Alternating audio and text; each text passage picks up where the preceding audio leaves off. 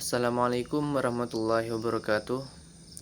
Perkenalkan, nama saya Dani Purnawan, mahasiswa dari Sekolah Tinggi Ilmu Ekonomi Syariah STIAS Al-Mujadid Tanjung Jabung Timur.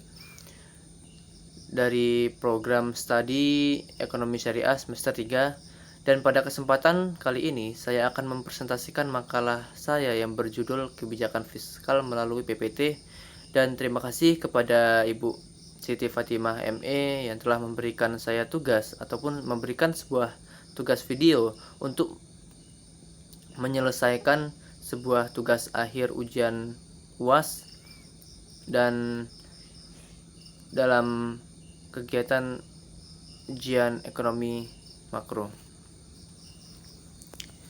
Dan saya akan masuk ke dalam anggaran pemerintah. Anggaran pemerintah adalah rencana penerimaan dan pengeluaran pemerintah dalam satu tahun anggaran. Anggaran pemerintah memiliki peran penting dalam perekonomian, yaitu yang pertama, menjaga stabilitas ekonomi, yang kedua, meningkatkan kesejahteraan masyarakat, dan yang ketiga, melakukan pembangunan. Kita lanjut kepada kebijakan fiskal dan anggaran belanja. Kebijakan fiskal adalah kebijakan ekonomi yang menggunakan instrumen fiskal, yaitu pajak dan belanja, untuk mempengaruhi perekonomian. Anggaran belanja adalah bagian dari anggaran pemerintah yang berisi rencana pengeluaran pemerintah. Anggaran belanja terdiri dari belanja rutin dan belanja pembangunan. Kebijakan fiskal dan anggaran belanja ini memiliki hubungan yang sangat erat. Anggaran belanja merupakan instrumen penting dalam pelaksanaan kebijakan fiskal. Efek pembatas paksa. Efek pembatas paksa adalah efek yang timbul dari kebijakan fiskal ekspansif yang menyebabkan kenaikan tingkat harga. Efek pembatas paksa disebabkan oleh adanya kenaikan permintaan agregat yang tidak diimbangi oleh kenaikan penawaran agregat. Kita lanjut kepada faktor yang mempengaruhi efek pembatas paksa. Di sini ada 3, yaitu yang pertama ada elastisitas penawaran agregat, dan yang kedua adalah tingkat inflasi yang diharapkan, yang ketiga adalah kebijakan moneter. Kita masuk kepada pengangguran dan kebijakan fiskal.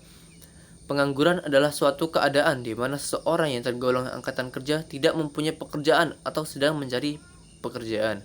Kebijakan fiskal dapat digunakan untuk mengatasi pengangguran. Kebijakan fiskal ekspansif dapat digunakan untuk meningkatkan permintaan agregat dan menciptakan lapangan kerja baru.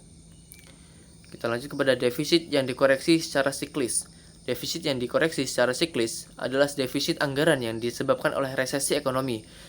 Defisit anggaran yang dikoreksi secara siklis ini biasanya akan berkurang seiring dengan pemulihan ekonomi.